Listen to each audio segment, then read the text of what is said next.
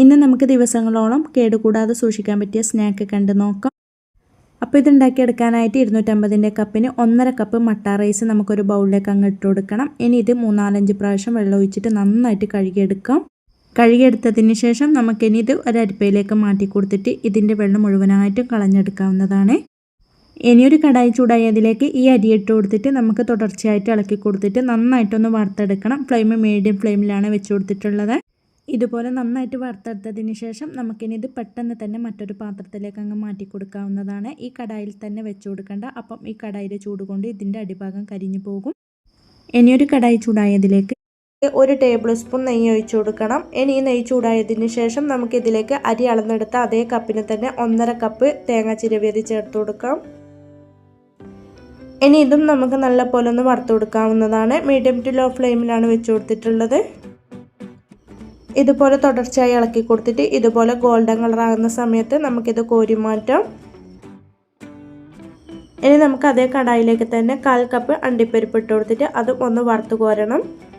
ഇനി അതേ കടായിലേക്ക് തന്നെ 250 കപ്പിന് 1 കപ്പ് ശർക്കരപ്പൊടി, 1/4 കപ്പ് വെള്ളവും കൂടെ ഒഴിച്ചു കൊടുത്തിട്ട് നല്ല പോലെ ഒന്ന് തിളപ്പിച്ചെടുക്കാം.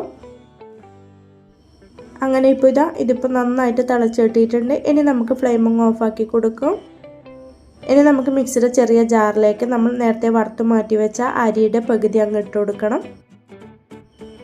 ഇനി ഇത് നമുക്ക് ചെറിയൊരു തരിയോട് കൂടി പൊടിച്ചെടുക്കാവുന്നതാണ്.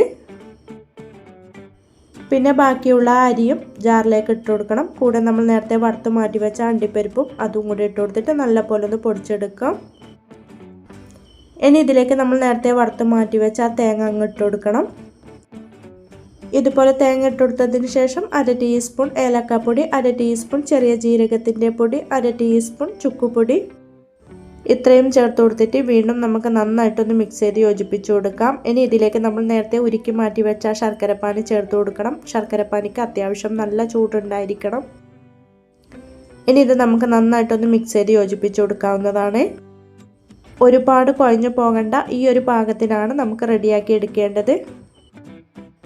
ഇനി നമുക്ക് ഇതിൽ നിന്ന് കുറേശ്ശെ എടുത്തിട്ട് ഇതുപോലെ ഒന്ന് ഉരുട്ടിയെടുക്കാം. നന്നായിട്ട് പ്രസ് ചെയ്ത് കൊടുത്തിട്ട് വേണം ഇതുപോലെ ഉരുട്ടിയെടുക്കാൻ വേണ്ടി. ഇതുപോലെ ഉരുട്ടിയെടുക്കുന്ന സമയത്തും അത്യാവശ്യം നല്ല ചൂടുണ്ടായിരിക്കണം ഇതിന്. അങ്ങനെ നല്ല ഹെൽത്തി ആയിട്ടുള്ള സ്നാക്ക് ഇവിടെ റെഡിയായി കിട്ടിയിട്ടുണ്ട്. എല്ലാവരും ഇതുപോലെ ഒന്ന് ട്രൈ ചെയ്ത് നോക്കാനും ലൈക്ക് ചെയ്യാനും കമൻറ്റ് ചെയ്യാനും സബ്സ്ക്രൈബ് ചെയ്ത് സപ്പോർട്ട് ചെയ്യാനും മറക്കല്ലേ. Thank you for watching.